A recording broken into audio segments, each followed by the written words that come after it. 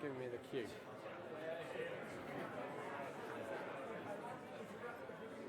Ten.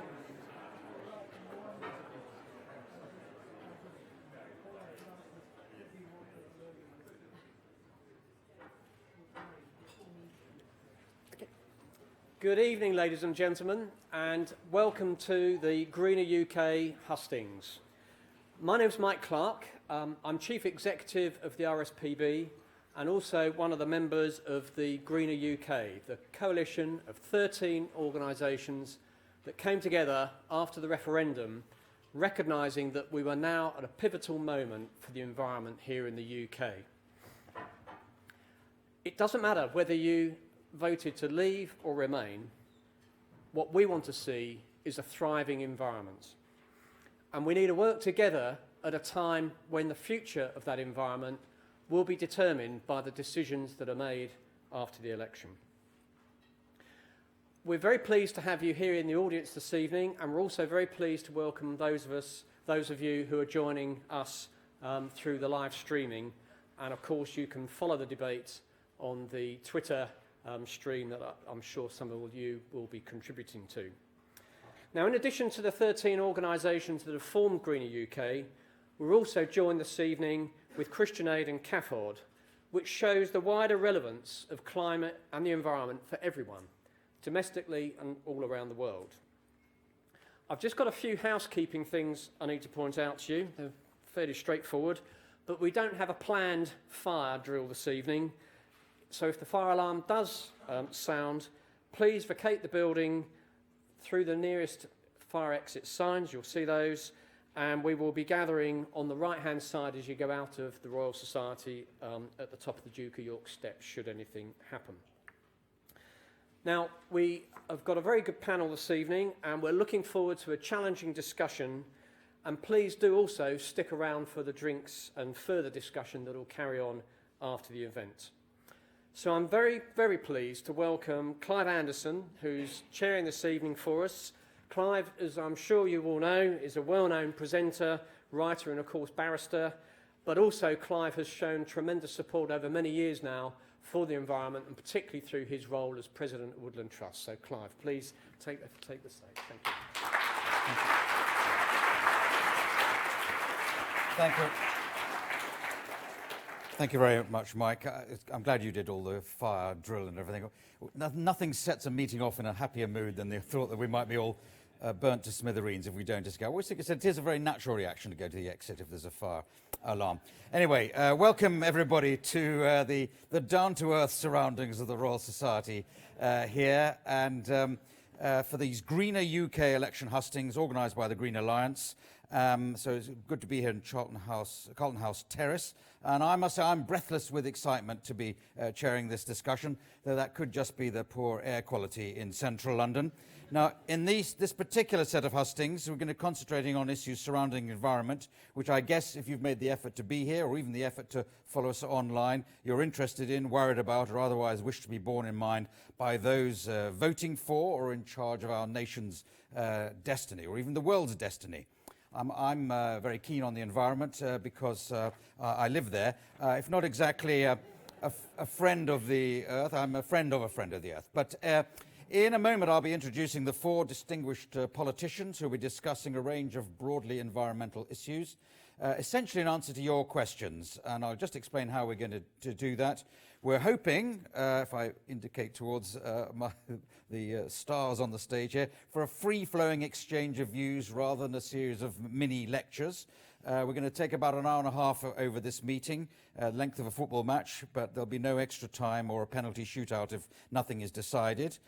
Members of the audience, some of you have submitted questions in advance, and we've selected some of those, so I'll go to you, so that we cover 5 or so topics, covering the range of issues that we'd like to get through, such as the problems and possibilities Mike mentioned as we prepare to Brexit the EU. Then there's climate change, farming and fisheries, air pollution, and nature conservancy.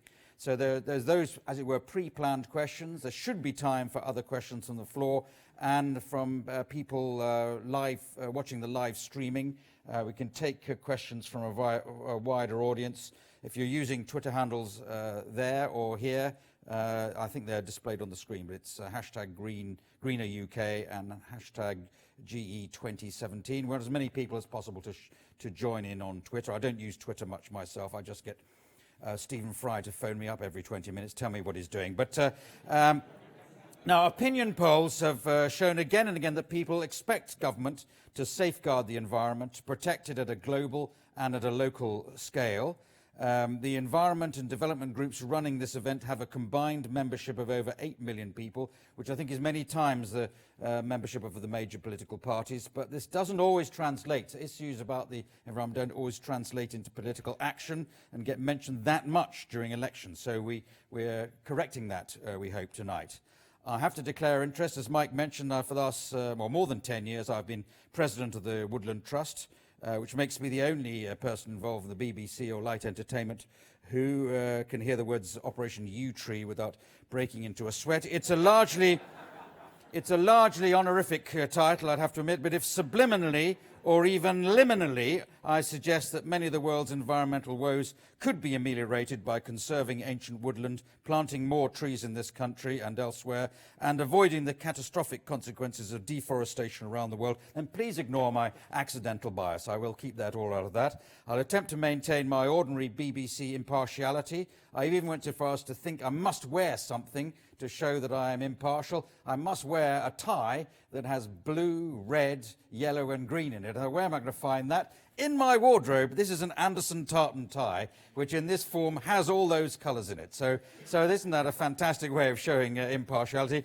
And since it's tartan and Scottish, reflecting my Scottish ancestry, if the Scottish Nationalist Party turns up, I'm as it were, on side with them as well. So at least not prejudiced one way or the other.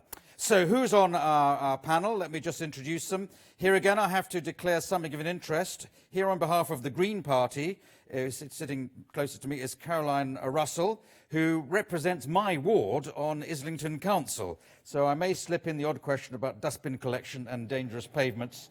She's the one-woman opposition party on Labour Council to all the other councillors who, other than her, they're all Labour. She's also a member of the London Assembly.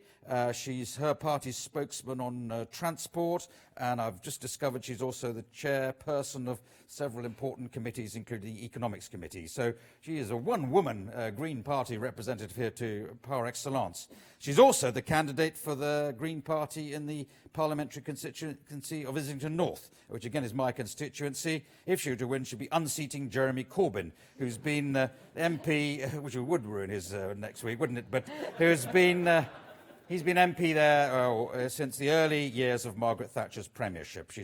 Caroline's got degrees from London in engineering and fine arts, which is an unusual combination, I suppose. For the Conservatives, I'm pointing two over, we have Thérèse Coffey. Dr. Coffey, like Margaret Thatcher, she studied science at Oxford. I'm just suggesting there may be a useful president for you there. In addition, she has a PhD in chemistry from London, and after her academic career went to work on Mars. No, for Mars, the confectionery company, not another planet. She was elected to be the Conservative MP for Suffolk Coastal in 2010 and hopes to be re-elected this time round. But she may be feeling a bit anxious because she's defending only an 18,000 majority. So she's Under Secretary of State for the Environment and Rural Life Opportunities, so obviously relevant to this debate. Then we have, appropriate enough, in orange, Kate Parminter, Baroness Parminter. She's the Liberal Democrat spokesman for the Environment, Food and Rural Affairs. She studied theology at Oxford prior to her elevation, if that's the right word, to the House of Lords. Or ascension, I suppose, to the House of Lords, occupied senior positions in the campaign to protect rural England, RSPCA and other bodies for taking out various charity consultancies. And she served as a councillor on Horsham District Council. As a member of the House of Lords, she's nothing to fear from the election unless the Liberal Democrats win and they radically reform the Lords and she may be booted up, but there you are. Our token man is Barry Gardiner, who was elected to be Labour MP for Brent North in 1997, back when things could only get better with Tony Blair. Seems a long time ago now, doesn't it, Barry? But he hopes to be returned for, I suppose, the sixth time, would it be, on June the 8th. And he also has a tiny majority of 10,000. I've had audiences on the telly less than that, but he studied at St Andrews, Harvard and Cambridge, and is Shadow Secretary of State for International Trade, though for a couple of months last year he was Shadow Secretary of State for Energy and Climate Change. Things moved along pretty quickly last year in the Labour Party, didn't they? Now, we're going to start, as I mentioned already, with Brexit. Normally with elections it's the economy stupid, but this time it might be Brexit stupid. Exiting the EU is a pivotal time for the UK's environment. A recent YouGov poll for Greener UK revealed that 80% of British adults believe Brexit should lead to current or stronger levels of environmental protection as the UK leaves the EU. Now, I'm going to shimmy over there to join the rest of the panellists. But our first question, if this person can get ready, is going to be from Ria Horlock. If you just hold on till I shimmy over here, and then I'll be asking the question, getting you to ask the question. Now, is Ria here? Excellent. Now, do we have a microphone to take? This is the hardest bit, getting the first. Yes, here we go. We'll work out the system. The microphone is coming to you, Ria. Here we go. Hello, thank you. My question was around that Brexit gives us the opportunity to define our own laws. So going forward, where should we be more ambitious than the EU on our environmental protections? Okay, so more ambitious. If I start with our Green representative, who presumably does want plenty of protection, more protection for the environment. More protection and more clarity. I mean, one of the problems with Brexit is that while there was a vote last June, and yet no one seems to be any nearer to understanding what Brexit means Brexit is actually going to mean for all of us in terms of our everyday lives, and that applies both to the economy and to the environment. But one particular example in terms of the environment, air pollution. The EU limit is 40 micrograms per metre cubed of nitrogen dioxide in our air is deemed to be an acceptable level of pollution. The World Health Organization says it should be half that. So that is one example where we could actually have a much, much more ambitious set of environmental protection coming on after Brexit. I think you voted to remain in the EU. I did indeed. As indeed, yes, I think all four panellists voted to remain. But so I'm encouraging you, and I will be them, to say, well, and I think you may have indeed got there, there is an opportunity here to make things better rather than just saying hanging on desperately. Well, to there is, but what we desperately need is some clarity, because at the moment there is really no clarity about what is going to happen to these precious environmental protections when we leave the EU. And this great repeal bill, there is absolutely no clarity about what is going to be put in its place, and the work to actually put those environmental protections back into place, even just to stand still, let alone make anything stronger, is there seems to be no plan for it. So I think what we really need from whoever wins this election is some immediate clarity about exactly how this is all going to work. Well, Barry Gardiner, you might win the election, or your party might. You might be storming into government for all we know. Can you see ways of improving environmental protections when we've got in charge of our own affairs? Yes, I can. But I do think that the way in which you phrased the question in terms of an opportunity is probably counterintuitive for many people in this room. I think what most people would see is that actually Brexit does present a threat to environmental protections in this country.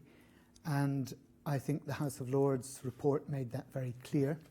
And for so long, the EU has provided an umbrella of oversight and enforcement for those environmental directives and laws and regulations that we have, to make sure that they were implemented and that infraction proceedings could occur if they were not. And that's why I think many people here will feel that actually Brexit represents at least as much a threat as it does an opportunity, because we know that the UK government has resisted the Clean Air Directive in Europe. We've heard very recently, just at the end of the G7, the leaked document that showed that they've been trying to undercut the proposals in the Commission on energy efficiency and on renewables. Now, but let me try and embrace the question in the way that you formulated it, and talk about where we might be able to actually improve things because of the new freedoms that we have outside of the EU. As Clive said, I'm the Shadow Secretary of State for International Trade, and in my area, what I've been keen to do is to ensure that we work towards an environmental goods agreement at the WTO. And that's certainly an opportunity that we can have to do that at the WTO, to make sure that environmental goods and services are traded tariff-free around the world, so that those countries who really need the benefits of those goods and services can access them much more cheaply than they can at present. So you'd be wanting to do that whether we're in the European Union or outside it? But of course, this is a world thing. Yes, of course, Clive, but until we actually leave the European Union, we do not negotiate separately to do that. No. And so that's one of the opportunities that we would have. That's why the Department for International Trade has been set up, because we will have the opportunity to negotiate our own international trade agreements. And there we would have that separate seat at the WTO, and that's something that I'm very keen that we should be pursuing. Okay, more to trade there, but I'll go to Kate Parminter first, so I'll come to the Government Minister to answer all these points, as it were. So back to the, as it were, to the question: do you think this is an opportunity to get things could get better rather than be falling away? Yes, Ria, I think there is one area where we can be more ambitious, and I'll come to that at the end, if I may. But you would expect a Liberal Democrat to say, given our position on Brexit, that overall we are very concerned about the environmental implications of Brexit. It's one of the reasons why our party are calling for a second referendum. I'm not going to give up until the very last minute on keeping the closest possible relationship with Europe, given the success it has had over the last 50 years in improving our beaches, improving our wildlife, and some of the issues that Caroline and Barry have rightly referred to. So your position still is that there should be another referendum once the terms are known? Absolutely. We believe very clearly that once, we accept that on June the 23rd that people voted at that stage to begin the process of exiting the European Union. However, the deal was not clear. Some people will say people were sold a load of lies. That's for them to decide, but it's absolutely clear at the moment from the debate. We don't know whether we're going to remain within the single market. We don't know if there's going to be freedom to movement. The Tories are refusing to give us very much details about what their position is. They talk about wanting a hard Brexit. Well, do people know what that means? If we're not in the single market, then the majority of our farming exports, tariffs on food are the highest particular area. What's that going to mean for our farming industry? I didn't mean to encourage you to go down the complete... Okay. I just wanted to be clear that there's a possibility, at least in your mind, that we'll get to the terms, then we'd have another referendum, and I suppose you'd be hoping we then voted probably just not to leave the European Union. Would we have a best of three after that, or would we... No. I'm very clear, as my party, as indeed are the Green Party, that we believe that the British public do not... They made a vote on the 23rd of June, but it's only once you've seen the deal that a final decision, so we're not talking about 2 or 3. But if I can come back to answering Ria's question, the area where I think we can be more ambitious is around the area of our farm policy and what we do land management. 70% of our land in the UK is farmed. And while there have been recent reforms of the Common Agricultural Policy which have been beneficial to the environment, it's quite clear that for those of us who care passionately about protecting the environment, about animal welfare and other issues, that there is more that could be done in the whole area of how we manage our land and our farm, and I hope we might be saying a bit more about that later. So we could be better than the We European... could be. I think there are still threats, but I believe in terms of bringing that policy back into the United, for us to determine ourselves, if we make the right strategic decisions, it could be better, but I think there are still potential threats. So, your position as a government minister means you have to sort of take on board the criticism of the government's position, but on the point about where we go after Brexit, at any rate, what do you say to that? Well, our first priority as a government will be to give stability. So the entire point of the Great Repeal Bill is we're actually repealing one act of Parliament, the European Communities Act, but we're bringing into our law the European acquis as it is today. So there'll be stability as we transition from one day to the next as we leave the European Union. But we shouldn't assume that we should just rely on the European Union laws for what has been environmental improvements. We've had our own environmental acts, where there's been the Environmental Protection Act from 1990, of course the Wildlife Countryside Act of 81, many acts before then, where absolutely we want to see an improved environment. And I think we should also be aware of all the international obligations that we join in, and we'll be taking fully again our seat at the table of various conventions around the world in doing that. In answering Ria's question about the opportunity to define our laws, well, after the initial element of stability, of course, it will then be for Parliament to have the opportunity to consider whether these laws are working as effectively as they could. I often hear complaints about the nitrate directives that was written some time ago and isn't achieving the outcome that it was wanted. So I think moving towards more of an outcomes-focused basis in trying to get a better outcome for the environment, we need to be agile in seeing what we can and cannot do and what works and what doesn't. And I think there are opportunities, although we're going to continue the funding for agriculture environment schemes right through till 2022 with the £3 billion per year. That's in our manifesto. There are some huge opportunities there. We've started work on the catchment basis. Pioneers are already working in support of the draft 25-year environment plan, which is still in the process of going through government system. So there's a huge opportunity to see about where can we now go in order to do that. And I'll give you one example. We're negotiating right at the moment about the waste and recycling. And today we still, in the directive, we're still looking at what's weight-based. I think one of my biggest surprises when I came into government is how much of our recycling is the weight of grass clippings. And I think there's a real opportunity to think about recycling and reuse. And grass clippings? Yes, absolutely. Yes. Is a considerable amount of the recycling, of what gets counted by recycling. Because what is counted as recycling is what's done by weight. And heavy weight grass clippings, especially if somebody pours a hose pipe over them before they get weighed, it's that kind of thing which I think we can have a new direction, not straight away, but we can start to think properly about a clean growth policy that maximises resource efficiency. So those are the kinds of things that I think are quite exciting, as well as things like we can look at banning the export of live animals for slaughter. Yeah, so we can't do that at the moment in the EU, but we might be able to do that in the future. I know you want to say, but I just want to bring in another question because this relates to this whole area. So is Richard Benwell here ready with his question? Yes. Thank you very much. Richard Benwell from WWT. In recent years, the UK has been taken to court on pollution, porpoises and planning, thanks to legally binding commitments and a strong EU justice system. Of these opportunities that you've just talked about, which would you set out in law? And if you break them, or any of the laws that you've moved across from the EU, which court should we take you to?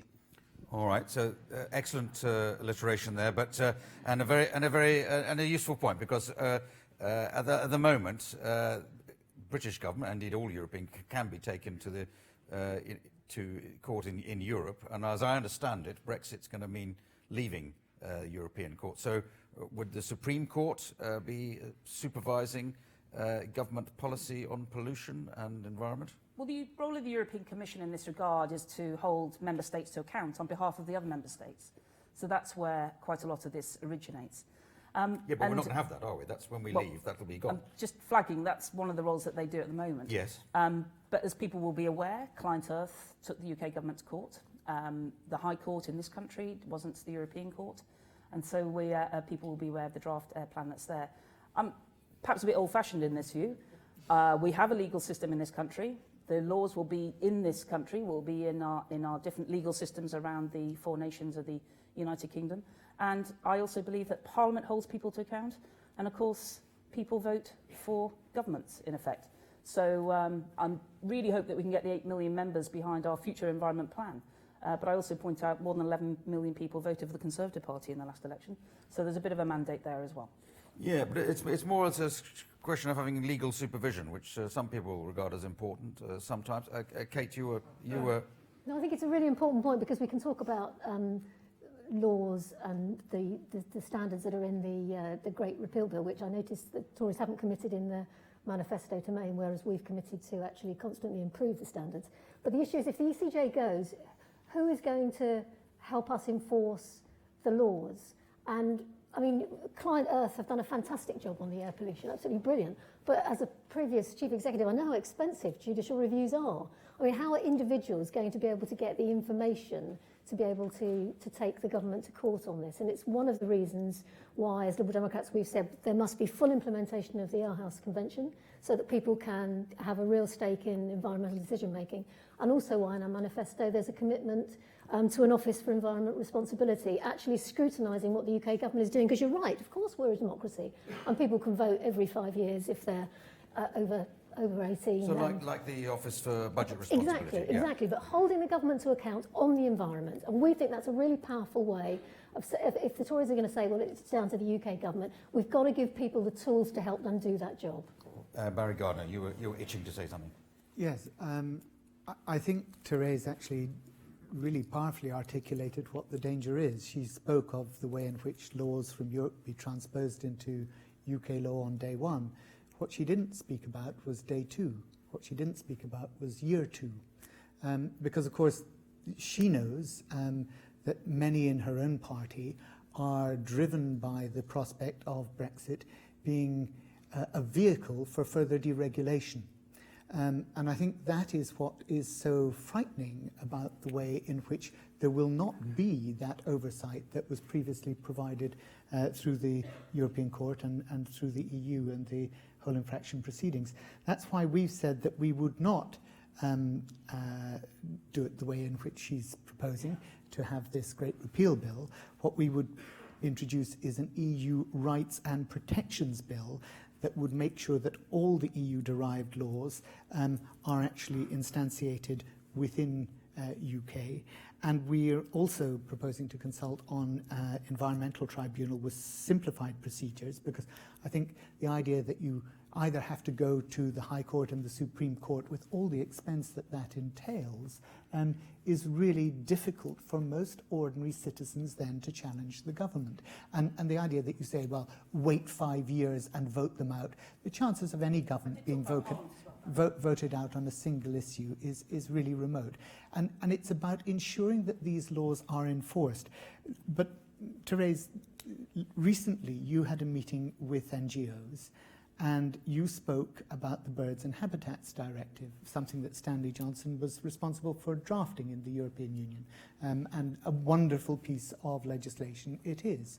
But at that meeting, each individual member of the audience. Well, so that's going to be. He is a Tory, so I'm allowed to. But at that meeting, you asked the NGOs if there was any species that they would be happy to see less protected. Why?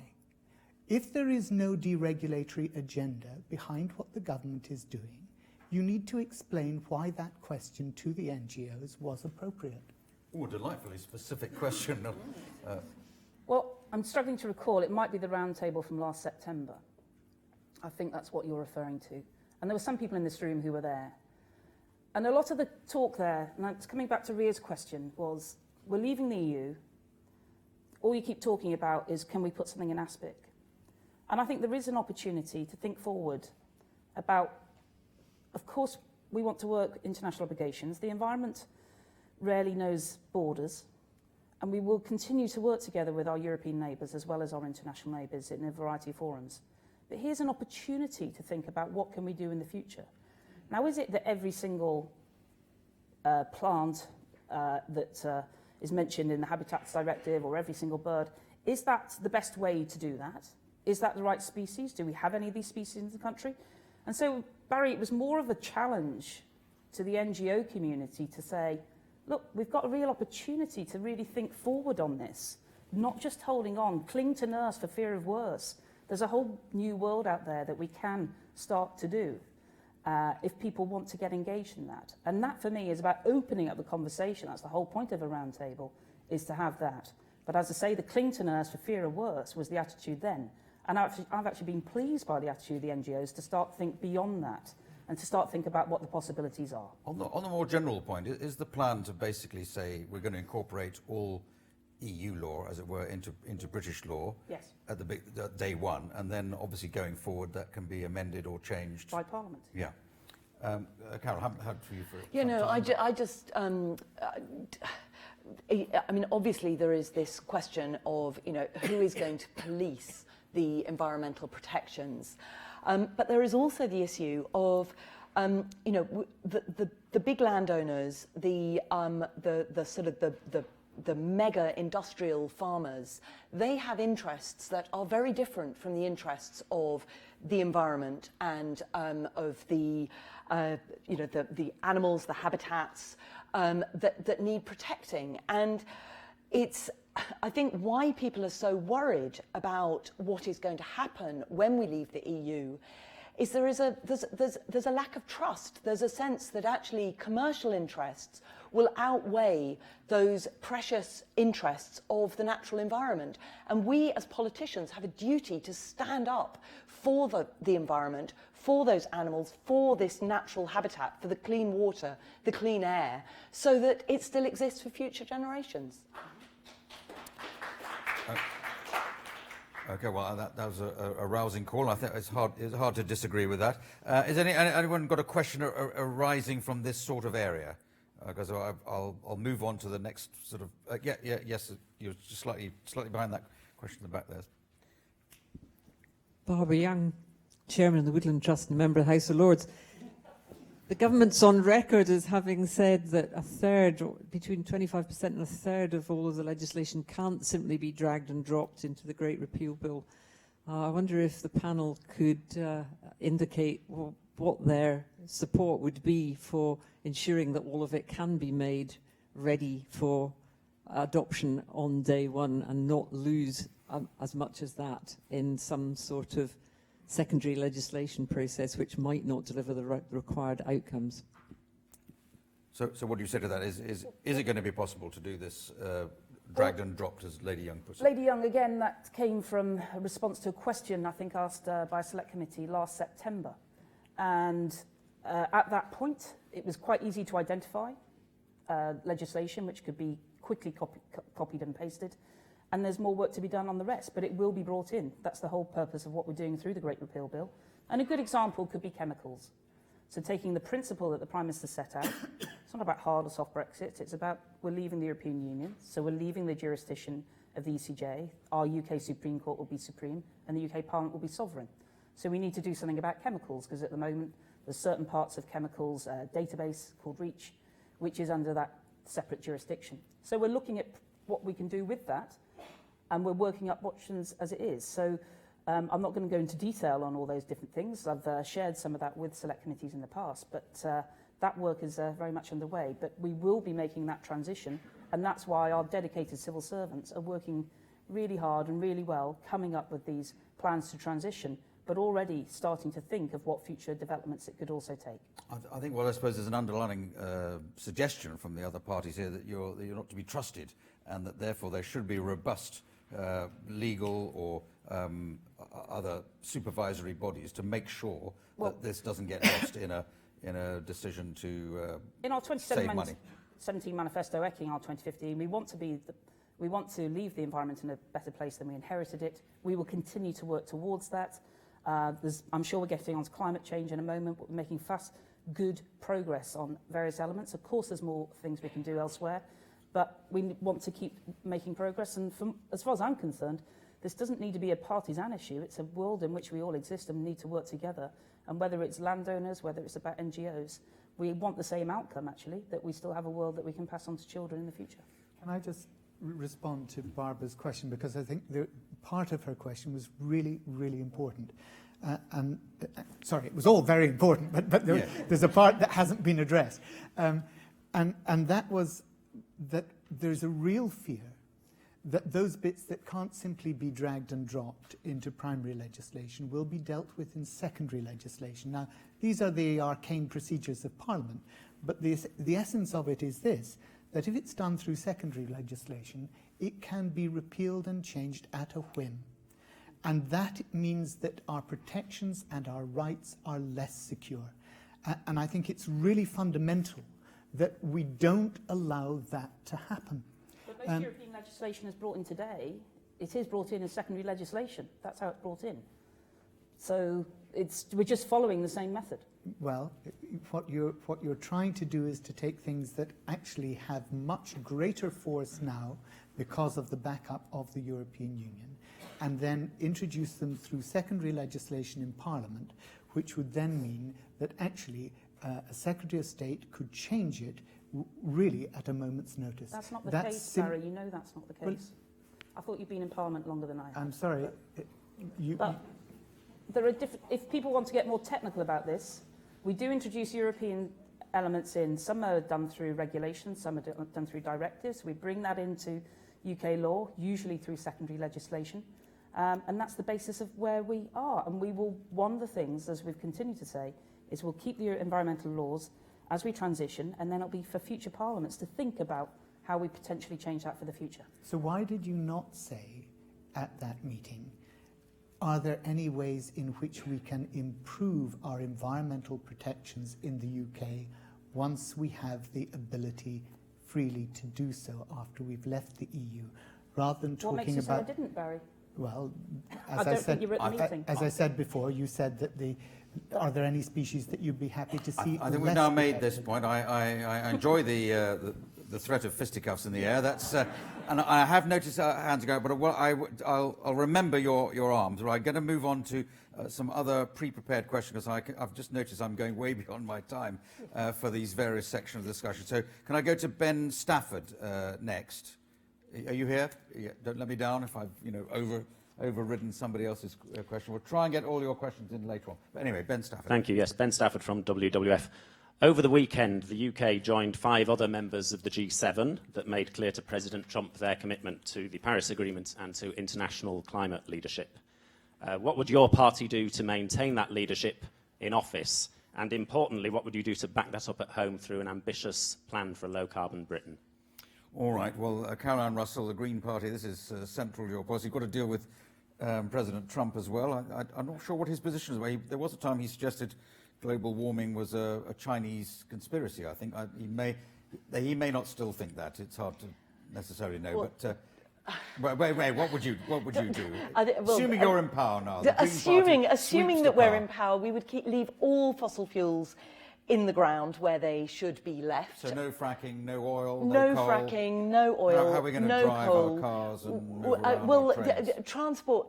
I mean, one of the biggest environmental problems that we have at the moment is because people thought that it was easy to decarbonise transport, and actually it takes quite a lot of work to decarbonise transport. Just changing to diesel cars has introduced it may have reduced carbon emissions a bit, but it has introduced the most enormous public health problem from air pollution. So, what we've got to do is we've got to actually take the really serious steps to transform our society so that, for instance, transport, we shouldn't be still thinking about individual car ownership as being the way to get over the air pollution problem. We should actually be thinking about revolutionising public transport so that wherever people live, they've got access to public transport and they don't need to use a car in the first place. So it's actually it's making sure that we take climate change seriously, that we properly decarbonise transport, that we properly insulate all our homes so that people need less energy in the first place to heat them and stay warm. We need to be investing in renewable energy. We need to be making sure that all our local authorities, our mayors of, the big city mayors, are making sure that they are providing affordable energy for the residents in every city. So using we have big pension funds for instance, in the London Assembly. That could actually be being invested in an energy company that could challenge the big 6 energy companies. There's a lot of things that we could be doing completely differently. But your big idea there, getting rid of all fossil fuels. I mean, what's your time span for that? That's not overnight, is it? Are we talking 10 years, 1 year, 50 years? I think we have to have the ambition to do it as quickly as we possibly can. Well, and to be honest, I don't know whether that's 1 year, 10 year, 20 years. But we need to be making sure that we are investing in the alternatives and that we are making sure that we're using less energy in the first place. And that requires a change in the way we get around, making sure people can walk and cycle, that they have access to public transport, much, much more efficient than using private cars. We need to make sure people are using less energy in their homes in the first place, because if those homes are properly insulated, they will need less energy to heat them. So Barry Gardiner, would you support that, getting rid of private cars? And I think diesel, the move to diesel was a Labour Party idea, and that hasn't worked out quite as well as Caroline Russell has suggested. But what do you say to these very ambitious plans? Well, let me go back to the question. Oh, okay. Which was in the aftermath of the G7. I think it's quite disgraceful that of the 6 major economies in the world, the UK, after America, the UK is the only one that has not in any way, in a major speech by the Prime Minister, criticised the fact that America is threatening to pull out of the Paris Agreement. I think that's a disgrace. And the idea that you take leadership in the international community by sucking up to the US and being silent on this matter is just wrong. The questioner asked what we would do specifically to increase our climate ambition. First of all, we would actually have an implementation plan. And those of you who know the position with the 4th and the 5th carbon budget will recall that the 4th carbon budget came out, I think it was in June 2011. And there was supposed to be an implementation plan, and I quote the statute, as soon as reasonably practicable thereafter. The implementation plan didn't come, and eventually the government promised that they would produce the implementation plan when they produced the 5th carbon budget. But when they produced the 5th carbon budget, 19 days late, that did not produce an implementation plan either. And we're still waiting almost a year later, so almost 6 years later, from the original 2011 4th carbon budget. We need an implementation plan. It's all very well to set a target and to say we're going to meet that carbon budget, but unless you actually show how you're going to do it, actually it's just vacuous. How would you do it? How would you do it? Well, we would set out our implementation plan, and it would contain a whole range of elements, one of which would be an ambitious zero carbon target, energy target for our power sector of 60% by 2030. To meet those requirements of the 5th carbon budget. It would be to work in line with the Committee on Climate Change and their specification about where we need to be in terms of our emissions per kilowatt hour at 50 grams per kilowatt hour by 2030. That's why I introduced, when I was briefly the Shadow Secretary of State for Energy and Climate Change. An active 2 months, I'm sure you heard. It was. Yeah. The ban on fracking. Because, yes, there were all sorts of environmental technical problems with fracking, but they could be overcome. They were technical problems.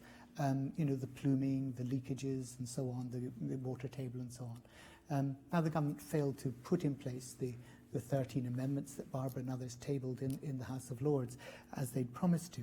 But that wasn't the issue. The issue then became, once the Paris Agreement had been ratified, we were on a trajectory. The world had agreed that the trajectory was to reach as close to 1.5 degrees as possible. Now, in order to meet that, you don't lock yourself into a fossil fuel infrastructure. It's as simple as that. And for that reason, what was previously in the Labour Party a moratorium on fracking was turned into a ban on fracking. So these are some of the ways in which we would want to move the agenda forward. Many others, I'm sure we'll get to talk about them when we come on to transport. I want to bring another question because it relates to this area, and I want to get so Alice Collier. Unfortunate name, I suppose, if we're planning fossil feuds, but there it is, all in the past. Thank you very much. Yes, so considering the need to address the critical issue of climate change, but in an affordable way, straightforward question, what will save people more money? Energy price caps or retrofitting homes for energy efficiency? Right. So I wanted to put that in because that relates to these plans going forward. So, Thérèse Coffey, could you deal with both of these questions, as it were, in one? Well, we're keeping to our commitment that we want to move fuel-poor households to an EPC C rating by 2030. So we'll still continue along that line. We do want to have a diverse energy mix. For us, that includes carbon-free, as in nuclear, reducing our reliance on fossil fuels, but we will be doing more on shale. We've done a lot more on solar, as people will be aware. There's 5 gigawatts of offshore wind farms installed, a further 5 gigawatts due to come. And actually last year was the first time that UK produced energy, actually, as a share of what we used, actually increased. And it's the first time, I think, since 1999. So there's something here about energy resilience and energy security as well. We'll be working with companies about trying to reduce their use of energy, become more energy efficient. I've already referred to resource efficiency, and certainly clean growth is a key pillar of our industrial strategy. In terms of moving away from a carbon base, we've talked about in the industrial strategy about increasing low emission vehicles usage, battery storage.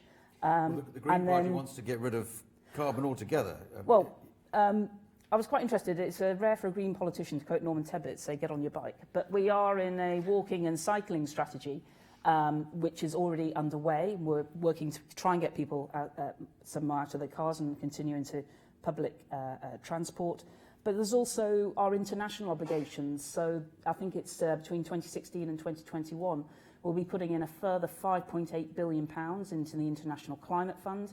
I've been signing off projects recently through our use of ODA, our international aid, again, to try and make sure that we maintain our global leadership in working with our nations, not just members of the Commonwealth or overseas territories, but more broadly than that, particularly in Latin America. Our Energy for Africa that we've done through our international aid development, again, rolling out solar energy in an extraordinary way.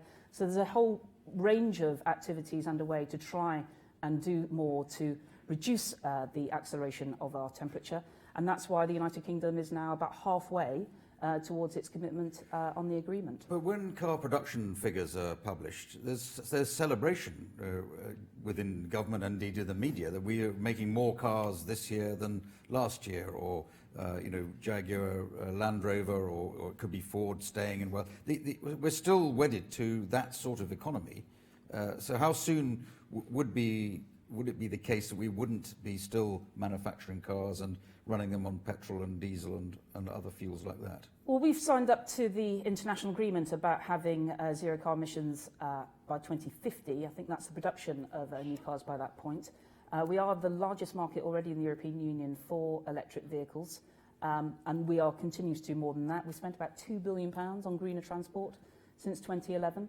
So there is something here about trying to make it as straightforward as possible to make the right choice on how they get about in their transport. But of course, dare I say it, it was a minister who's now Mayor of London who stood at the dispatch box in good faith back in 2009, 2010, saying that Euro 5 standards would solve a lot of these problems on air pollution coming from diesels. They haven't. And finally this year we've been pressing with it when we were part of the coalition government with Liberal Democrats for real driving emissions tests. We're finally getting that this year, but we've been pressing on that for the last 6 years. So sometimes progress can be straightforward, other times it needs a lot of jogging along and accelerating the transition to it. Kate Parminter, the last question I took on the floor was should we be retrofitting homes for energy efficiency as opposed to energy price caps? At the Lib Dems, are you also an energy price capping party? Was Labour's policy. I think it's now Conservative policy, so it would be nice to think everyone could agree on something. No, we don't agree with the other two parties. We believe that if we're going to start tackling seriously the issue of cost of living and the increasing fuel prices, which make up a very large amount of particularly poorer households' weekly expenses, then the way not to do that is to fiddle with the market. It's actually to tackle one of the big issues, which is how they pay for heating their homes. And we support retrofitting 4 million homes by the end of this Parliament. And while I've been in the House of Lords with Barbara and with others, one of my big campaigns has been about bringing back the zero carbon homes standards, which were introduced under the coalition by the Lib Dems and the Tories, but as soon as we came out of the coalition, George Osborne dropped them. So we've got to look at retrofitting, but we've also got to start building homes for the future, which are fit for purpose, which to help deliver our carbon targets and are better for people's livelihoods. And if I can just go back to Ben's original point about how do we deliver on our ambition for climate change now that we're out of Europe. I mean, when we were part of Europe, it was the UK government, the Lib Dems and the Conservatives in government who really pushed the European Union to deliver that initial target, which would then created the impetus for the Chinese and the Americans to deliver at that time on their coming into the Paris Agreement. That is now will be lost if we leave the European Union. So we have to think, how can we as Britain carry on playing our role? And for me, that's about ambitious programmes at home, ambitious targets at home, which are delivered, and also playing our full part around the world and using things like our 0.7 overseas development aid, absolutely keeping that figure and making sure that that is tied to things like our climate change ambitions. Caroline Russell, you want to comment? Very quickly on the insulate homes or cap energy prices, absolutely insulate homes because you need less energy to be produced in the first place.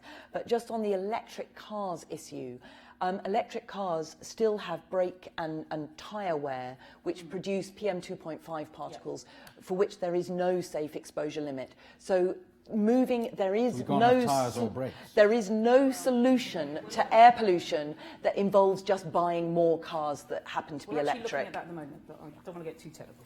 Okay. So, but I mean, I don't know whether you're being optimistic or pessimistic. That sounds a bit pessimistic. But on do you think it's possible that we could produce enough energy?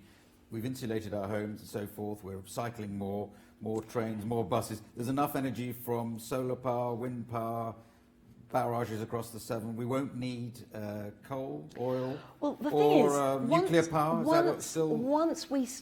Once you've invested the money that's needed to harvest the energy from the sun or the wind, then that energy source is free in perpetuity. And what's happened is the cost of dealing with nuclear waste is something that has to be built into the cost of using nuclear energy. And at the moment it isn't, and I cannot see a future that was the promise where in 1959. it was absolutely the promise and the dream for the 1950s engineers. There was someone who taught me when I did an engineering degree, and because I asked him how he felt about having worked on building nuclear power stations, and he said he felt that he was working for the future. He was providing free energy in perpetuity, and he then felt mortified that he'd been involved in that project, because actually the cost to society of managing and dealing with that waste is colossal, and at the moment it is not being properly factored into the cost of nuclear power. So what we have to be doing is investing in solar. At the moment, the solar industry has been treated so badly with no security and how the tariffs are going to work,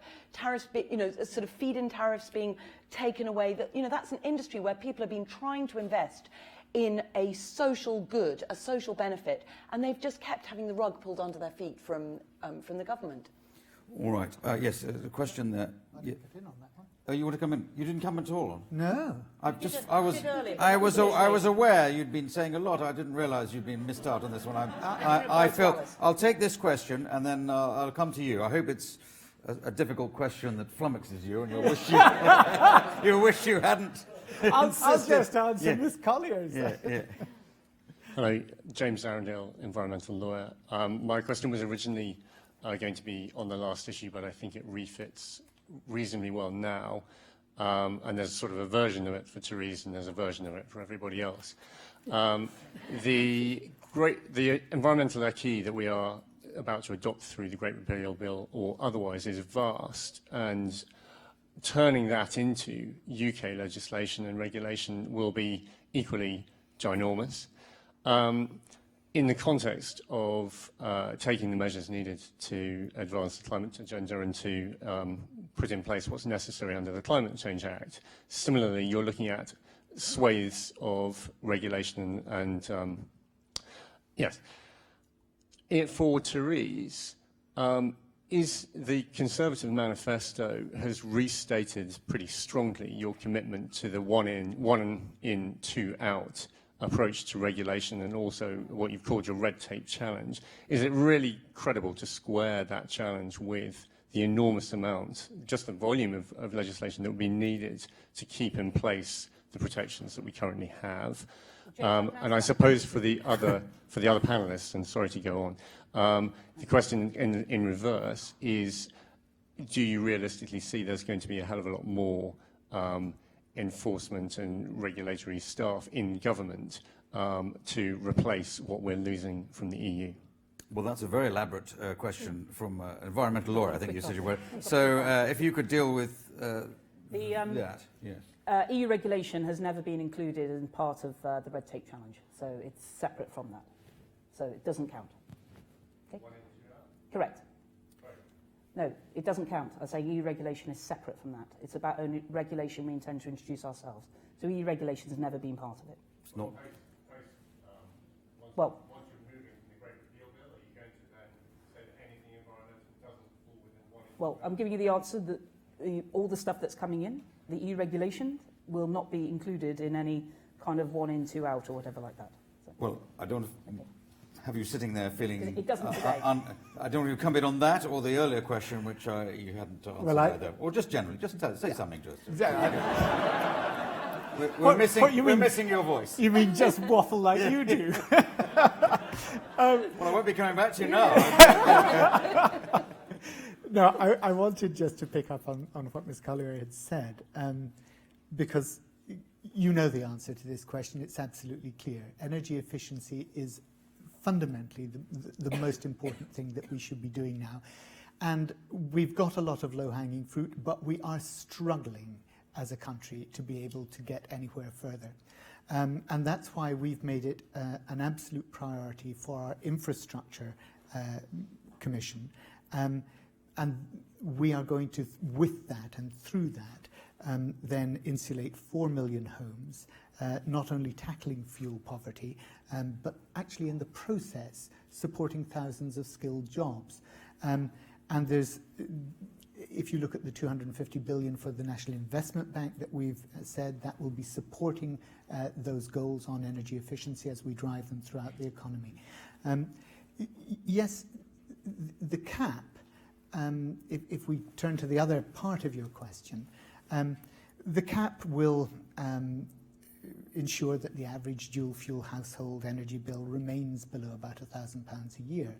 But we all know that the way in which the Big Six operate is that actually they use the 70% of people who don't switch to subsidise the 30% who do.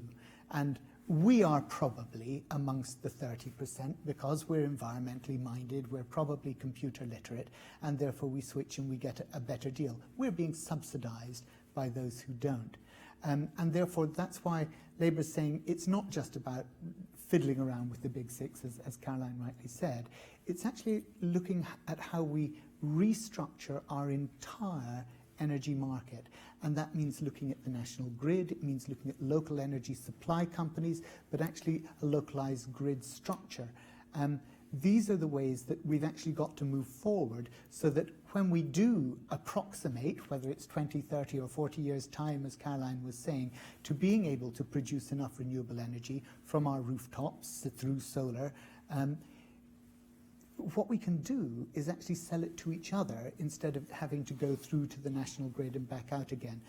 Looking at this on a regional grid basis, if you look at the way in which Germany's gone about doing this, those community grids, those community structures are really important in driving forward their Energiewende. And that's what we need to be doing as well. Would this be done by taking these companies into public ownership or a separate, a different model? In fact, there was some confusion about this earlier. What we've said is that the regional, you'd look to creating and to supporting regional supply companies like Robin Hood Energy or White Rose Energy Company, which are locally managed by local authorities, but local communities actually taking charge of their own energy supply. And actually we would alter the license conditions in, I think it's the 89 Electricity Act and the 2006 Utilities Act, which currently mean that the capital infrastructure of the national grid is owned by National Grid along with the license to operate over the grid. So it's rather like, and it's no metaphor is exact or no simile is exact, but it's rather like with Network Rail owning both the rolling stock and the track. And if you modify the license structure, you actually create a termination point for those licenses so that you can actually separate out the different parts. I'm sure everyone else is following you. I mean, I'm slightly confused by this. So you would have a publicly owned grid and also local authority-owned companies actually supplying the electricity to your house, and you'd have something on your roof maybe to... You would have possibly regionally owned supply companies, as I say, like they have in Nottingham or in other parts of the country, which would ultimately be able to purchase their regional grid if they wanted to do that and bring it into democratic control in that way. So there are various models for this, but the essential thing is that we have to be thinking about how our energy is going to both be produced and traded, and the network that we need in order to do that in the future. We have a national grid structure at the moment, which is rather monolithic, and actually a lot of work is going on already in the national grid to try and modify that and look at new ways of doing but it. If there's a Labour government as of next week for 5 years, let's say, at the end of that 5 years, would we still have these six energy companies, or would they be broken down into more local units or publicly owned units? We're not proposing to stop those companies from operating, but we will be encouraging other regionally based ones to spring up in competition to them. Let's remember that actually, whether you're talking about E.ON or RWE, EDF, you are actually talking about national energy companies. They're just not British national energy companies, and that means that the profits and the benefits from it are actually going abroad and not being retained in this country. So national energy companies, national utility companies are not a new thing. They're actually what we've got. They're just not ours.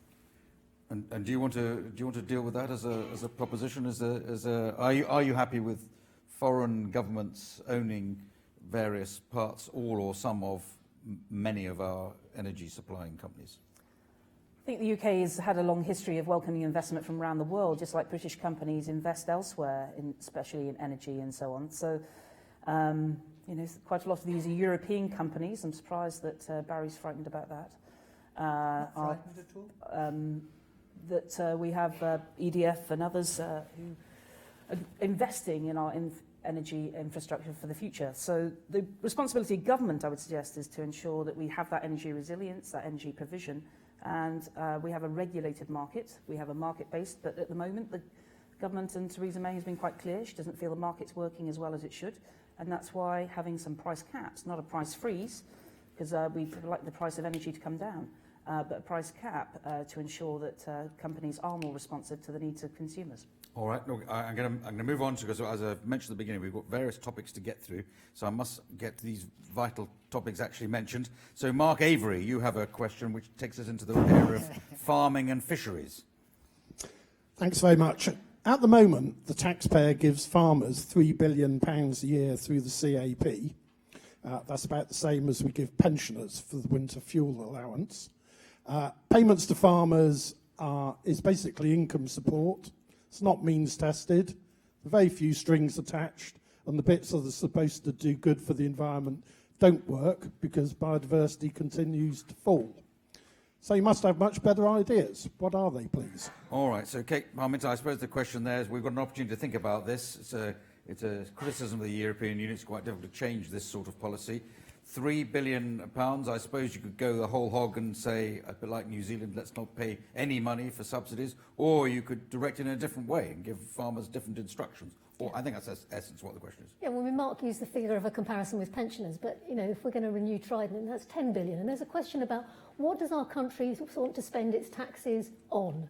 And for me, if we can devise a policy which actually ensures that these land managers, and that figure, 70% of our land is is farmed, if those land managers can deliver public goods, and by that I mean healthy food, I mean storing carbon in the soil, water protection, access to the countryside, if they are delivering those public goods, then I personally and my party think we should be paying those land managers that money. And therefore our premise has been we would support there being a transition away from the existing system. And you're absolutely right, Mark, at the moment 20% of the largest landowners get 80% of the money. That's got to stop. We've got to support the small and the medium-sized farmers, particularly in upland areas where if they don't get some form of support, we are going to have involuntary rewilding in our country.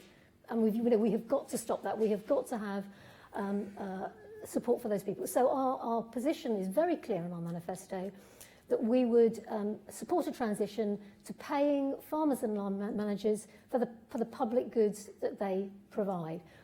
But it will have to be a transition because you can't go from where we are at the moment to moving to a system purely based on paying people for public goods they produce. And if I can go back to that point about the 3 billion, I mean, I see the role of land managers. They are providing for us a natural health service. When we had the referendum debate, we had Boris and his blasted bus, sorry, Stanley, saying, let's get the money back for our NHS. Well, look, half of the money that we spend in Europe is on the Common Agricultural Policy. I want that money going on producing a natural health service for our country. Food that isn't stuffed full of antibiotics. Access to the countryside so that people can get out and enjoy it. Storing water so that we know we're not going to get our homes flooded in the future. Planting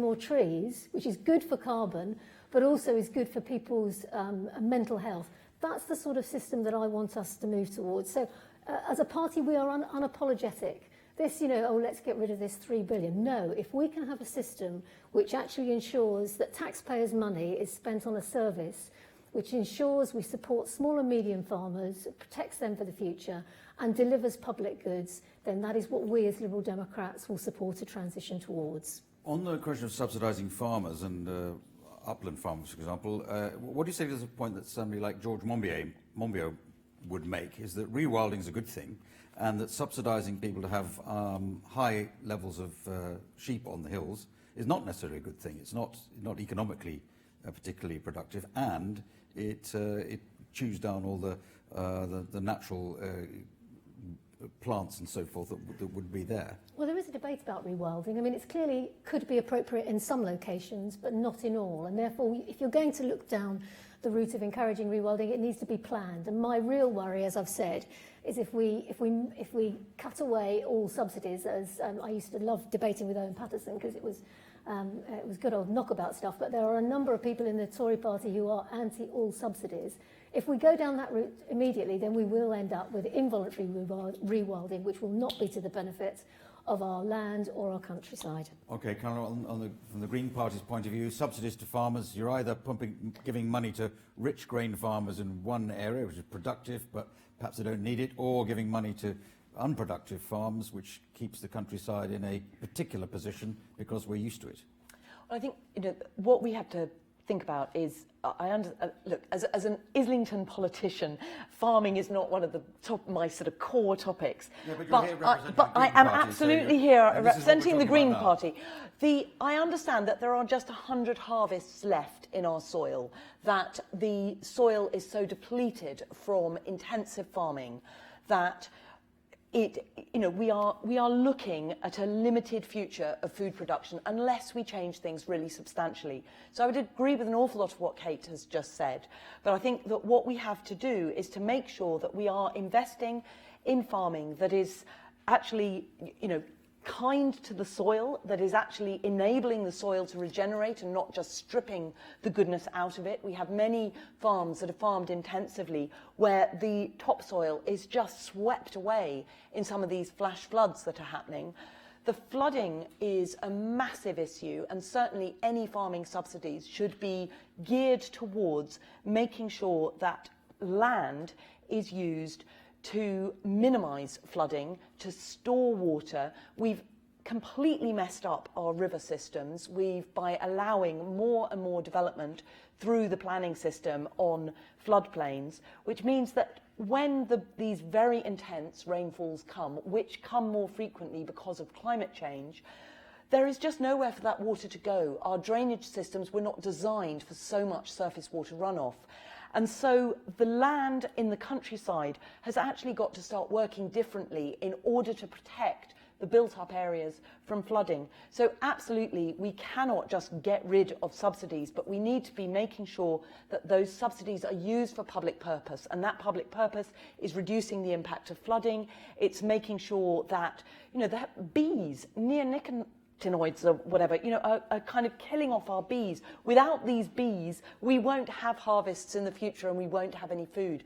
So it's just making sure that farmers, if they are being subsidised, that they are being subsidised for good and not just subsidised to produce as much cheap food as possible. Subsidised to plant trees, to restore hedges they were probably paid to get rid of 50 years ago. I'd totally back any of that, yes. Yes. Barry, briefly, 100 harvests left. What are you going to do with the 3 billion? Are you going to continue farm subsidies, or do you want to do something different with the money? Look, I absolutely agree with the point about soils. Soils are completely the foundation of our whole life system, life support system. And it takes hundreds of thousands of years to create soils, and we are seeing it washed away into the ocean in a most frightening way. So we do need to focus on soils. We do need, I think, all the things that Kate said, I think I would pretty well heartily endorse. But I want to make one further point about subsidies. And I also agree with the limitation on, so it's not going to those people who are already earning billions from farming. So keep it small, keep it focused. But the point that I want to make is this.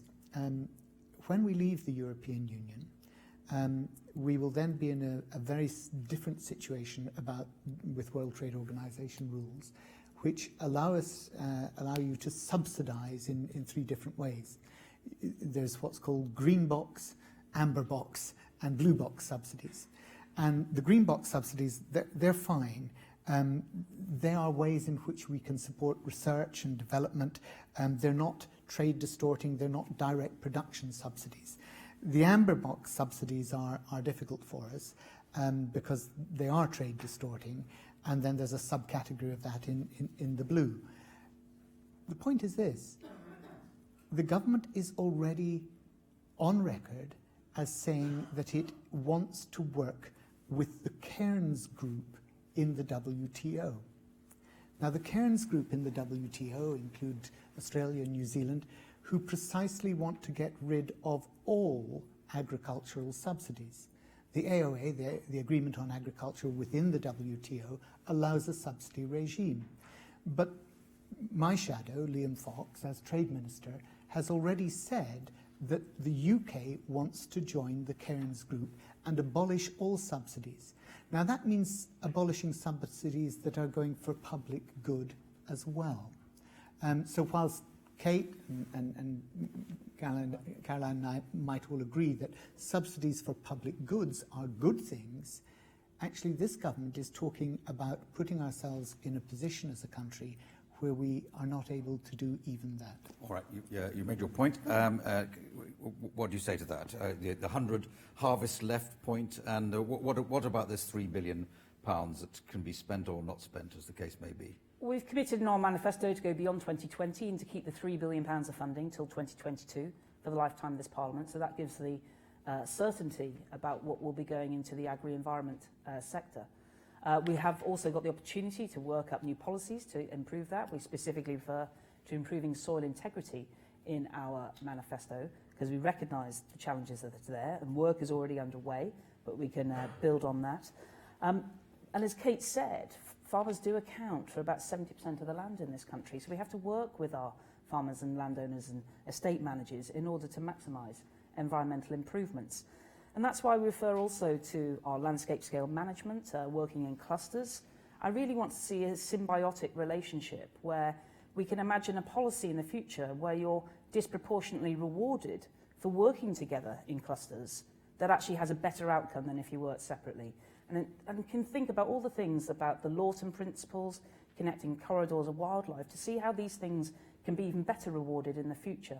And that's where we will be working up policies that will be coming through. But as Caroline pointed out, things like natural flood management, £50 million already underway. Unfortunately, because of PERDA, we weren't able to announce those projects, but those things will be happening. And one of the things that I insisted on was that we need to make sure these schemes can be assessed quite quickly. So again, we can start to roll out in a systematic way some of the lessons that we've learned. So it's a really exciting time, actually, for the relationship between farming and environment for the future. And I think this will be a golden 5 years in which we can develop really long-standing plans to make that transition. Golden 5 years. We'll look forward to that. I'm sorry, I'm going to go to a question from Erica Popplewell. I know you've had your hand up. I will try and get to all these hands up eventually, but I've got a few vital ones to get through so that I've fulfilled my brief to covering all these issues. Erica. Thank you. When it gets to people casting their vote, actually a lot of people are going to think about their local environment, the communities they live in. Each of the parties have made big commitments to build new houses. How are you going to build the houses that we need whilst looking after the locally valued landscape, including Greenbelt, for example? Right, yes, I think the figures are something like 200,000 homes a year from the Conservatives, Labour 100,000, Liberal Democrats 300,000. So where are you going to build these houses, and how are you going to protect the green belt and other, natural parts of the world that we're worried about here? Well, do you want me to go first? Yes, please. Of course. Well, the Liberal Democrats remain committed to protecting the green belt, and we believe that one of the needs is for the rules in the national planning policy framework to be strengthened around what it means in terms of exemptions for being built on the green belt, because we've certainly seen in places like Birmingham and elsewhere more applications coming forward on green belt land, which we find deeply troubling, because those options don't necessarily look to be the most sustainable options in terms of the community. So we think there needs to be a greater clarification on the national planning policy framework around what that means. Secondly, we in the Liberal Democrats are committed to a Nature Act, because, as you rightly said, people are concerned about their local environment. And whilst we've been talking a lot today about how we're going to transpose or not the regulations which we have at the moment, which account for most of our environmental regulations, we believe it's absolutely critical that we have our own Nature Act, an Environment Act, which sets out clear targets in the way that the Climate Change Act has done for things like biodiversity, for water, for habitat protection, so that we can actually set a strategy and a clear framework for how we can take forward the decisions that we need in the future around infrastructure, which is obviously not just housing but transport. And unless you have our own Nature Act with clear targets which can then set the strategy, we feel that the threats that our countryside are under will be far more than they are even at the present time. Well, Caroline, you must have this put you on the doorstep the whole time. You're for the Green Party, but we want to have people need houses. There's a huge housing shortage. If you're preserving all the natural world, how are people going to have somewhere to live? Well, I think there are huge pressures on housing. Part of the problem is that we're getting a lot of homes built that are being built as investment opportunities rather than as homes for Londoners, if we're talking about the situation here in London itself. And there is also a big problem that the demand for more and more homes is putting pressure on small businesses and the opportunities that people have to actually have a functioning local economy in industrial areas. So what we need to make sure is that when we are taking brownfield land even, that we're not driving out crucial parts of our local economy. We've had a lot of office space being turned into residential space in London has been happening recently, which is causing all sorts of problems for small businesses who are looking for affordable workspace. So we have a problem where we've got an awful lot of people. If offices aren't needed in a particular location, but homes are, isn't that a good thing? Well, yes, but what we're finding in London, because of the massive rise in land values, that that actually business and office spaces are being turned into homes. Too many of them are being turned into homes, so that the small businesses are being pushed further and further out of the centre.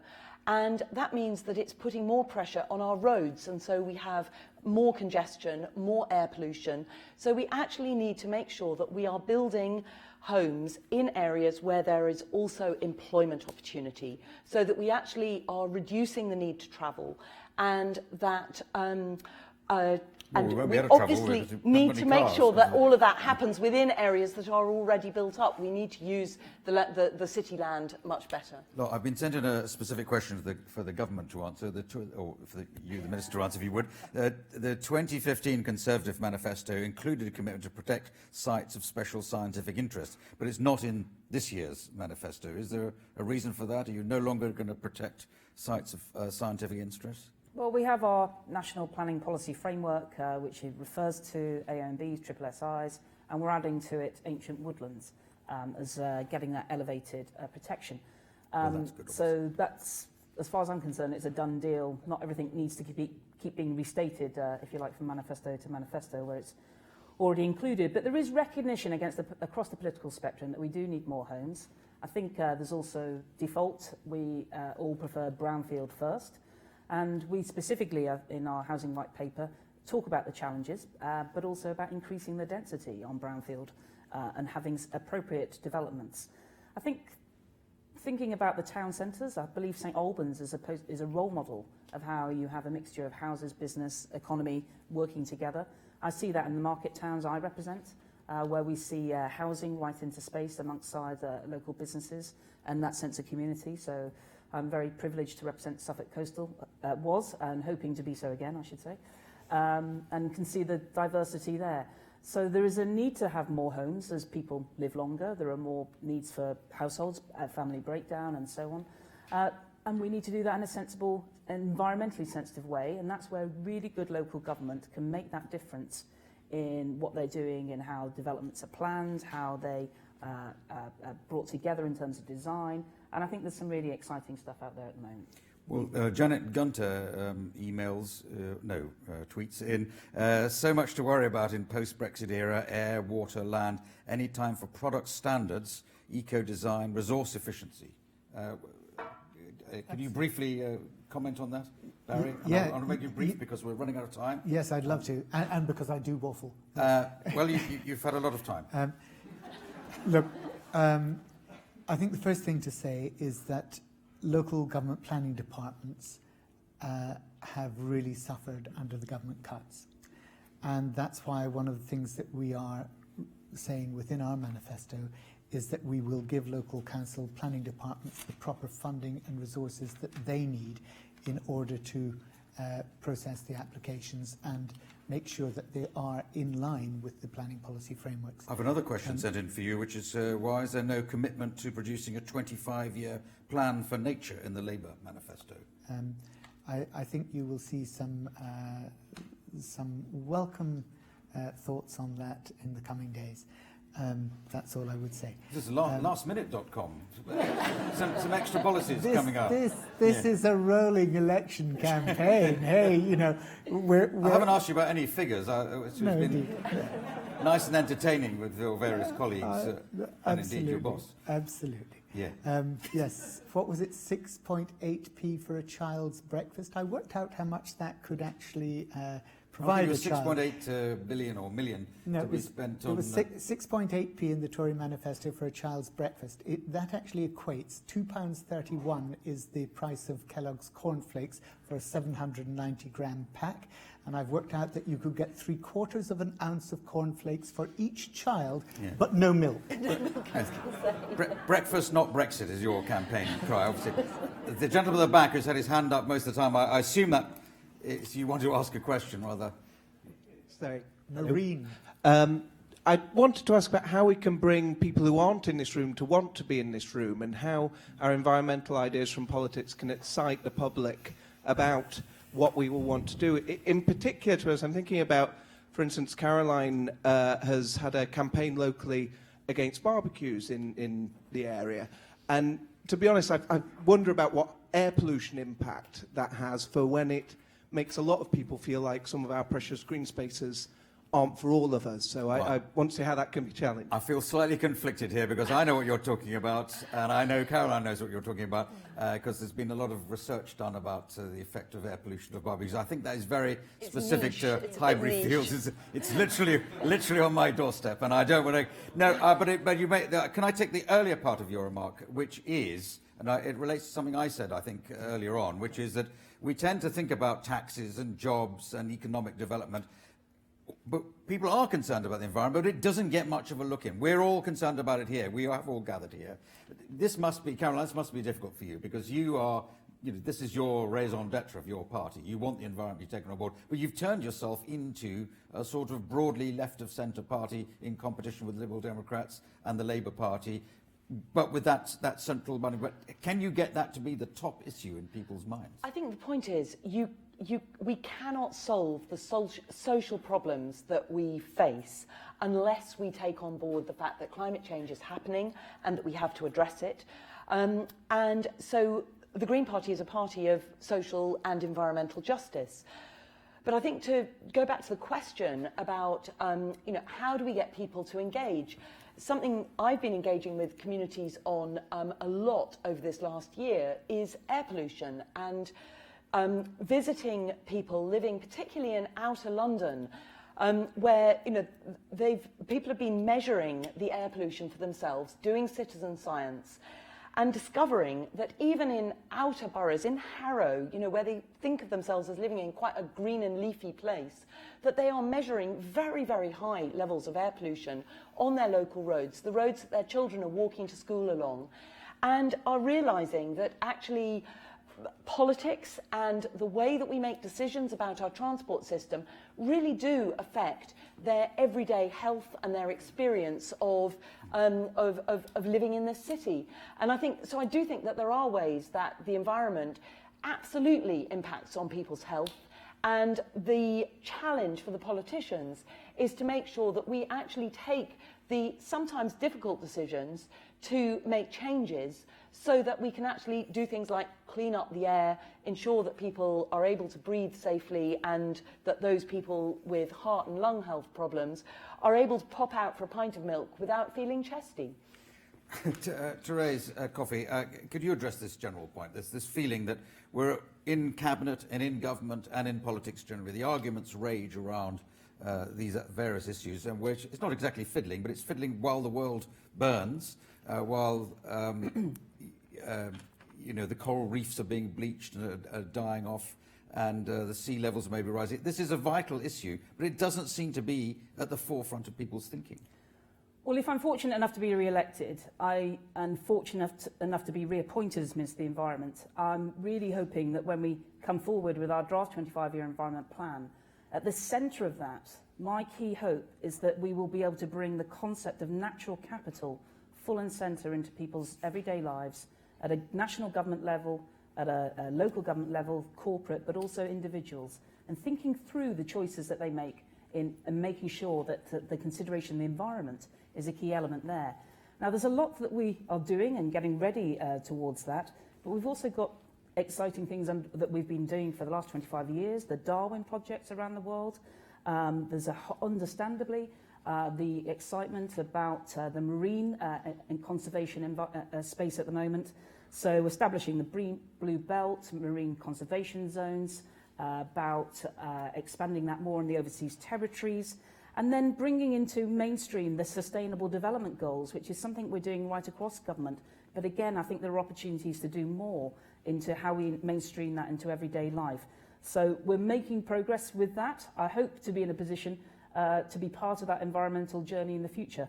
But it is often about global actions, but all in terms of things like the bleaching and ocean acidification.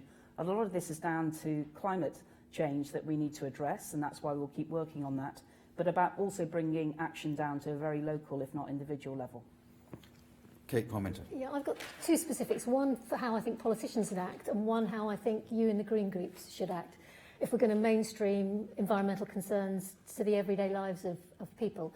The first thing for politicians is I think there is a strong case now to review the Lobbying Act. I was prepared to go through the lobbies for it at the time, and as someone who's been involved in the anti-hunting campaign, I had seen in the past where lobbying did have, to my mind, too much of an impact on outcomes in particular constituencies. So I think there was a case for the Lobbying Act, and went through the lobbies with Thérèse and others on that. But that was set at a time when we knew there were going to be fixed-term parliaments. And look what's happened. And the rules state specifically, you know, you have, as environmental groups, have to declare your accounts for 12 months prior to an election. Well, if you don't know when there's going to be an election, you can't do that. And my understanding is that the Tories have put in their manifesto to get rid of fixed-term parliaments. And there are broader reasons than that. We've now seen what happened during the referendum campaign. And whilst I take off my hat to Friends of the Earth in the way that they, I think, put up a really good case for why Europe was important for the environment, other environmental groups didn't. And my understanding might be that the response that I got was that they felt chilled by the Lobbying Act. Well, I just want to see if that's true or not, or whether they were afraid of some of their members. So I think there is a case for reform of the Lobbying Act. And secondly, my challenge to you in the Green groups is if we're really going to get people to understand why the environment is so fundamental to us and to our children's future, then we have to take it onto their territory. And that's why it's great tonight that there's people here from the social justice movement, from Christian Aid and people like that. We have got to get much better in the environmental movement. And I speak as someone who, I still think of myself as someone from the movement. We've got to get much better at working together between the organisations that deal specifically with the environment and those who deal with social justice issues and issues around what we do about food, what we do about ensuring that people's lives are made better and the cost of living is addressed. So I think, yes, you can look at us and expect in our manifestos for us to do better and hold us to account. But I think now, post the referendum, there is a question for the environmental movement about where you go next. Look, we've run beyond our time, but I see Stanley Johnson is keen to either answer. I don't know, it was a criticism exactly of you, in fact, praise of you earlier on, but answer it anyway.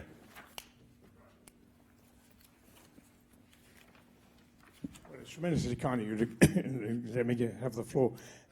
Barbara Young and I set up this organisation called Environmentalists for Europe, and of course we lost that particular argument. But we are in a manifesto situation now, and I do want to, in the Johnson household, there's a lot of doubt now as to which way people are voting. There's always been a lot of doubt about the Johnson household and the way they vote. For me, as a kind of litmus test, there were some jolly good things in the 2015 Conservative manifesto. A couple of really important things have been dropped out. Thérèse, Minister, will you please reassure us that two specific things, the proposed ban on the domestic sale of ivory is going ahead rapidly, even though it's not in the manifesto, and second, the proposed ban on the use of wild animals in circuses is going ahead. This morning we had a rather tragic instance in a zoo. Just, I'm trying to make up my mind which to vote. What you say may make a difference to me. Thank you.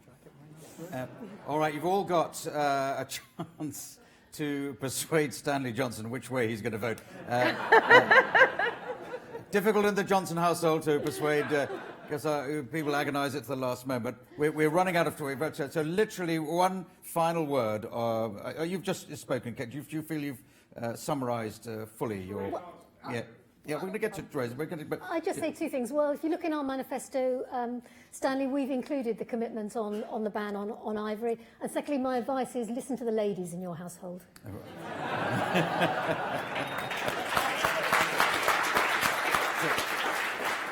Thérèse Coffey. So, Stanley, everybody, in our manifesto, we have talked more broadly about species because I think I personally found it at times difficult to recognise that how much work we are doing on trying to protect habitats and other species are right around the world that aren't quite so sexy, dare I say it, or as iconic as the wonderful elephant and other elements like that. So the pangolins, being one of the most trafficked mammals and so on, weren't getting the same level of attention. So we have a more broad element about trying to protect endangered species and habitats. So it's my understanding that we will proceed with the things that you were referring to. Our proposals will be going ahead. I want to remind you of how Andrea had doubled the amount of money going into illegal wildlife trade, trying to tackle that. So we've got a multi-pronged approach, one about domestic legislation, one about continuing to work with others. Hopefully later this year, finally, the EU will ban the sale of raw ivory. We already don't do that now, although we do that through administrative rather than legal at the moment. So it's those kinds of things that will continue to take action, as well as enforcement, as well as working around the world. We have our National Crime Agency involved in this too, and our border force. So it is really important to this government to continue that work. I see Stanley's nodding along. You may well have won him round. Literally one sentence, Barry. It's extraordinary that we've managed to go through this entire meeting without mentioning the Sustainable Development Goals or the Strategic Plan for Biodiversity or the HE Biodiversity Targets. And at the beginning of the HE Biodiversity Targets, the first strategic goal, of course, is precisely about what you and the questioner at the back of the room were talking about, how we get greater public awareness. I entirely agree with what Kate said. I do believe that there are people in this room who represent very august organisations who should be ashamed of the way in which they ducked out before the referendum debate because of fear, rightly, understandably, because of the fear of the legislation that the government had passed. But it is absolutely important that that legislation is repealed because it makes it virtually impossible for people to tell the truth. It doesn't stop Shell from saying what it wants, but it does stop environmental NGOs from actually doing what they were set up to do, and that is speaking up for the environment. All right, I accused you of sucking up to the audience earlier on, but you've now delivered them a stronger message, even a critical message there. You're going to have the final word, Goodness. Caroline. So make it good. I'll try. There's no pressure. Stanley, I would suggest that you vote for the Green Party, that you vote for a party that will that resist, that campaigned hard not to leave the EU. We've heard, the whole business of leaving the EU is overlaying this entire election, and yet we're stuck with an electoral system that is based on a two-party choice between Tory and Labour. And the system is absolutely creaking. And if you're talking to as many people as I'm talking to on the doorstep, you will know that. So if you vote for the Green Party, you'll get a party that believes in proportional representation, that wants to stay in Europe, and will deliver a much, much better world for you, your children, and the rest of the family to live in. All right, thank you very much.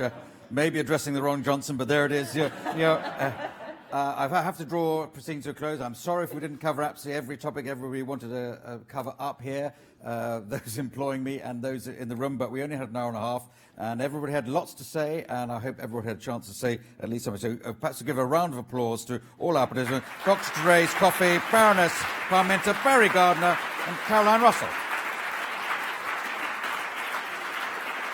Great.